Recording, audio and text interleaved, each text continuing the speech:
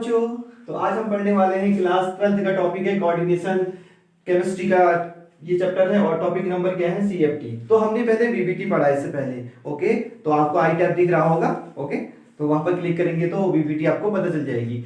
BBT की कुछ drawback थी कि क्या ड्रॉबैक थी कि वो पहले तो ड्रॉबैक ये थी कि वो कलर प्रिडिक्ट नहीं कर पाया था। ठीक है, एक ड्रॉबैक तो कलर था। दूसरा ड्रॉबैक ये था कि वो वीक और स्ट्रॉन्ग लिगेंड में डिफरेंशिएट नहीं कर पाया था। ओके, क्या नहीं कर पाया था? वीक एंड स्ट्रॉन्ग लिगेंड ये भी नहीं बता पाया था, और जिसकी वजह से फिर सीएफटी आई। सीएफटी ने कलर भी प्रेडिक्ट किया और ये भी बताया कि कौन सा लिगेंड वीक होगा और कौन सा लिगेंड स्ट्रॉन्ग होगा। तो अब हम सीएफटी स्टार्ट। तो सीएफटी क्या क्या बताती है? देखो, सीएफटी पढ़ने से पहले इसमें दो केस होते हैं। ठीक है, एक तो ऑक्टाहेड्रल के लिए जो भी ऑक्टाहेड्रल कॉम्प्लेक्स है उनके लिए एक केस बनेगा। ठीक है, और जो दूसरा केस बनेगा वो बनेगा टेट्राहेड्रल के लिए। ओके, टेट्राहेड्रल के लिए। ओके, ये कॉम्प्लेक्स के लिए। तो हम सबसे पहले जो इन दोनों में से डिस्कस कर रहे हैं वो कर रहे हैं, डिस्कस कौन सा कर रहे हैं? Octahedral complex. अभी हम सीएफटी किसके बारे में डिस्कस कर रहे हैं? ऑक्टाहेड्रल कॉम्प्लेक्स के बारे में। Keep in mind, octahedral combination क्या होगा? D2sp3 और sp3d2। ओके, ये दोनों अगर हाइब्रिडाइजेशन आएंगे तो आपको समझ जाना चाहिए कि वो ऑक्टाहेड्रल कॉम्प्लेक्स होगा। तो इस पे डिस्कस करते हैं। अब होता क्या है कि सबसे पहले हम बना लेते हैं एक मेटल की डी ऑर्बिटल्स। ओके, ये हमने डीजनरेट डी ऑर्बिटल से बना दी। ओके, टोटल डी ऑर्बिटल कितनी होगी? 5 D orbital. Okay, D orbital, ये डी ऑर्बिटल्स हैं। ये डीजनरेट है। डीजनरेट का मतलब है कि सबकी एनर्जी क्या होगी? सेम होगी। डीजनरेट का क्या मतलब होता है? सबकी एनर्जी क्या होगी? सेम होगी। तो अब होता क्या है जब लिगेंड पास आता है? देखो, जो कोऑर्डिनेशन कंपाउंड है तो उसमें दो चीजें होती है। लिगेंड होता है, एक सेंट्रल मेटल एटम होता है ना? तो सेंट्रल मेटल एटम का जो डी ऑर्बिटल है, सेंट्रल मेटल एटम का जो डी ऑर्बिटल है, वो लिगेंड जब पास आता है, लिगेंड पास आता है तो पास आने से क्या होता है? इसकी एनर्जी थोड़ी सी बढ़ जाती है। ठीक है, देखो इसकी एनर्जी क्या हुई?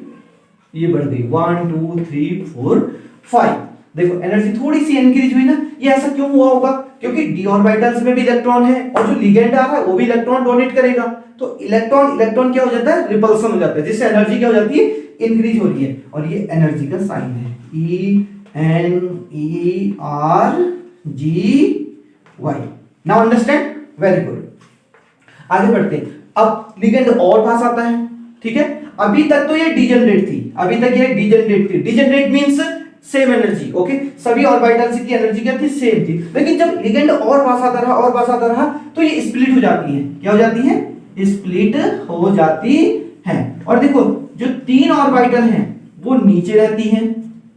ओके, और जो 2 ऑर्बिटल हैं वो कहां रहती हैं? ऊपर रहती है। ये एनर्जी डिफरेंशिएट हो जाता है इनके बीच में। और ये जो ये होता है, ये इसको बोलते हैं हम बैरी सेंटर। क्या बोलते हैं इसको? बैरी सेंटर। कीप इन माइंड, अगर आपके पास नोटबुक है जल्दी से नोट कर लो इसे। क्या बोलते हैं? बैरी सेंटर। ओके, जल्दी से कमेंट करके बताना जल्दी से कि इन दोनों के बीच की जो एनर्जी है उसे क्या कहते हैं? तो उसे कहते हैं हम C crystal field splitting energy, CFSE। It is very important, crystal field splitting energy. और इसको हम किससे रिप्रेजेंट करेंगे? हम देखो डेल ओ से, डेल ओ, कैपिटल डेल और ओ फॉर ऑक्टाहेड्रल। ओ क्यों लगा रखा है? ऑक्टाहेड्रल। टेट्राहेड्रल वाले केस में हम यहीं पर टी लगाएंगे और वहां भी वो CFSE होगा। तो बैरी सेंटर हो गया, ये हो गया। और हाँ, एक और चीज, ये जो 3 ऑर्बिटल हैं इनका एक नाम है। यहाँ क्या लिखा है? T2G। ओके, और यहां इसका नाम क्या रखा जाता है? EG। इसे भी आपको ध्यान देना है। ओके, तो ये ऑक्टाहेड्रल कॉम्प्लेक्स में टेट्राहेड्रल केस, ये सेकंड केस है सीएफटी का। इन टेट्राहेड्रल कॉम्प्लेक्स में अब आपको कैसे पता चलेगा ये टेट्राहेड्रल कॉम्प्लेक्स है? अगर हाइब्रिडेशन कैसे निकालोगे? वही बीबीटी से। ओके, ये टैब दिख रहा है ना, ये आई टैब दिख रहा है। आई टैब पे क्लिक करेंगे तो पता चल जाएगा बीबीटी क्या होती है और बीबीटी से कैसे हाइब्रिडेशन निकालते हैं। ठीक है, तो अब देखना, sp3 अगर हाइब्रिडेशन आएगा तो उसका स्ट्रक्चर क्या होता है? उसका ज्योमेट्री क्या होता है? टेट्राहेड्रल होता है। सिंपल है। अब टेट्राहेड्रल में कैसे स्प्लिटिंग होती है, कैसे सीएफटी बताती है, उसको ध्यान देते हैं, ठीक है। तो सबसे पहले हमने वही बनाया, ये एनर्जी इंक्रीजिंग ऑर्डर है, एनर्जी, ओके। अब हमने क्या किया, यहाँ पर डी ऑर्बिटल बना दी, ये डिजेनरेट ऑर्बिटल्स हैं, इनकी एनर्जी क्या है, सेम, ठीक है, D orbitals, okay, D orbital. जैसे जैसे पास आई, ओके, क्या हुई, एनर्जी इंक्रीज हुई। एनर्जी इंक्रीज क्यों हो रही है, एनर्जी इसलिए इंक्रीज हो रही है क्योंकि रिपल्सन हो रहा है, रिपल्सन जब भी होता है एनर्जी इंक्रीज हो जाती है, ओके। तो आगे देखते हैं क्या होता है।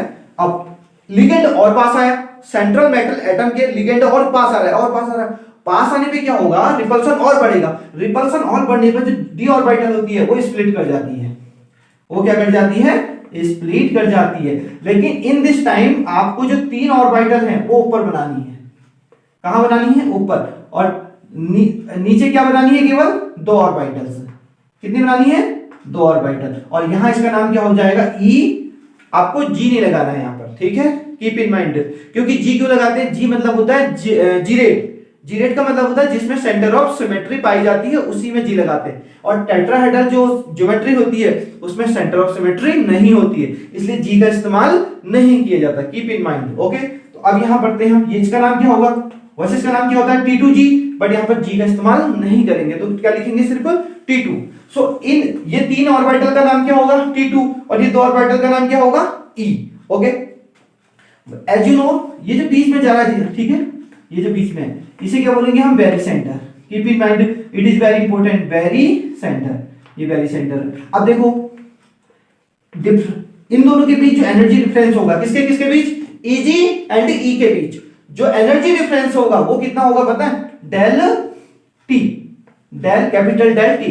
और ये डेल टी क्या है, डेल टी है crystal field splitting and energy, ये इसकी फुल फॉर्म है। तो हमारे एग्जाम में बार बार जैसे जेईई मेंस, नीट में, बहुत सारे कॉम्पिटिटिव एग्जाम में क्या पूछता है कि आपको CFSE निकालना है, ठीक है। ये तो थ्योरी चल रही है, अभी मैं इसका न्यूमेरिकल कराऊंगा कि आपको कैसे CFSE। हम इस एग्जांपल की बात करते हैं, ठीक है। टाइटेनियम है, ठीक है, सेंट्रल एटम टाइटेनियम है, एंड वाटर क्या है इस वक्त, लिगेंड, ठीक है। तो 3+ है। सबसे पहले हम क्या करेंगे, टाइटेनियम का क्या निकालेंगे, इलेक्ट्रॉनिक कॉन्फ़िगरेशन हमें पता है टाइटेनियम का कितना होता है,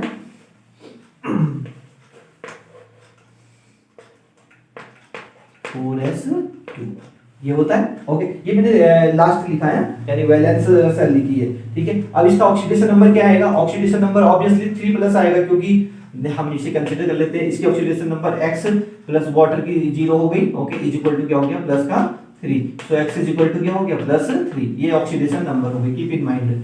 तो ऑक्सीडेशन नंबर यानी यहाँ टाइटेनियम का कर दिया 3+ कर दिया, 3+ करने पर क्या किया, 3d यहाँ 1 हो गया, और 4s क्या हो गया, 0, सिर्फ एक इलेक्ट्रॉन है, ठीक है।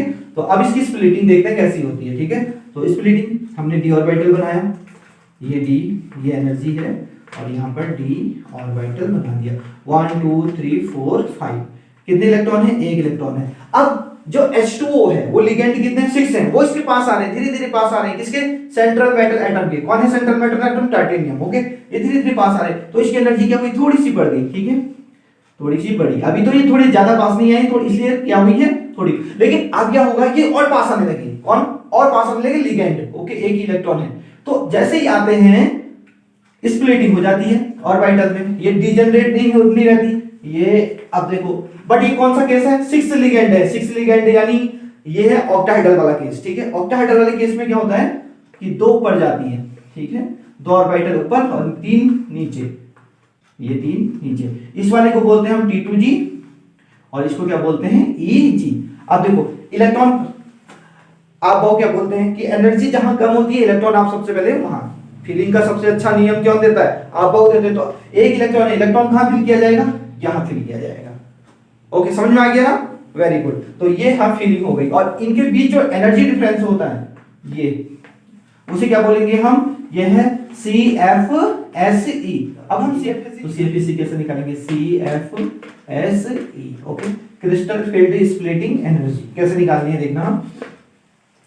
कितने इलेक्ट्रॉन है, एक इलेक्ट्रॉन है, ठीक है, एक, कितने से मल्टीप्लाई कर देंगे, देखो बैरी सेंटर से जो नीचे, बैरी सेंटर से नीचे कितनी एनर्जी होती है, 2/5 डेल नॉट, और ऊपर कितनी होती है, 3/5 डेल O और नॉट, ओके। तो यहाँ पर क्या कर देंगे इसको, 2/5 डेल ओ से इसे मल्टीप्लाई कर देंगे तो कितना बचा 2/5। ओके, ये और आप इसको CFSE माइनस में भी ले सकते हैं क्योंकि नीचे क्या होगा माइनस में होगा और ऊपर क्या होगा प्लस में होगा। तो यहाँ पर 2/5 माइनस 2/5 डेल ओ, इसकी क्या हो गई क्रिस्टल फील्ड स्प्लिटिंग एनर्जी हो गई।